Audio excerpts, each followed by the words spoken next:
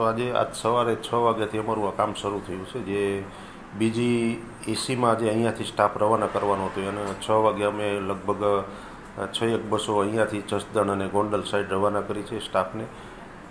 ત્યારબાદ ત્યાંથી જે આવેલો સ્ટાફ છે, અમારા 310 મતદાન મથકો છે, એ ઉપરનો જે અંદાજે 1600નો જે સ્ટાફ છે, પ્રિસાઇડિંગ ઓફિસર અને પટ્ટાવાળા સહિતનો, એ સ્ટાફને અમે આજે અત્યારે સવારમાં એ લોકોને નાસ્તો આપ્યો છે. અત્યારે એમને લંચ કરીને પછી ઈવીએમ સાથે રિસ્પેક્ટિવ બૂથ ઉપર જોનલશ્રી સાથે પહોંચાડવા માટેની વ્યવસ્થા કરેલ છે.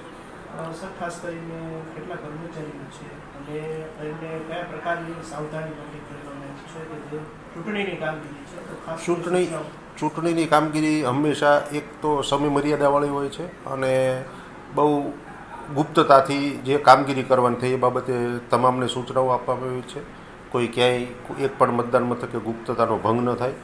માનનીય કલેક્ટર સાહેબ શ્રીના માર્ગદર્શન હેઠળ એ હોય જે અમોને સૂચના આપી છે, નાયબ જિલ્લા ચૂંટણી અધિકારી શ્રીના માર્ગદર્શન હેઠળ અને અમારા એઆરઓ શ્રી નિશા મેડમના માર્ગદર્શન હેઠળ તેઓએ જે ગુપ્તતા બાબતે, મતદાન મથકની ગંભીરતા બાબતે જે સૂચના આપી છે તે તમામ બાબતોને આવરી લઈને આજે આ ડિસ્પેચિંગ સેન્ટર ઉપરથી અમે અંદાજે લગભગ 1700થી 1800 પોલિંગ સ્ટાફ બસ મારફતે રવાના કરીશું.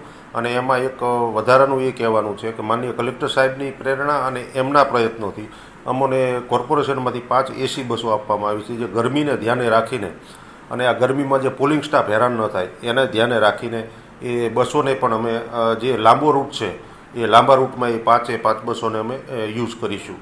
અને વિશેષમાં અહીંયા છાસ કેન્દ્ર એક અવિરત ચાલુ રાખ્યું છે અને એ પ્રમાણેની અત્રે વ્યવસ્થા છે.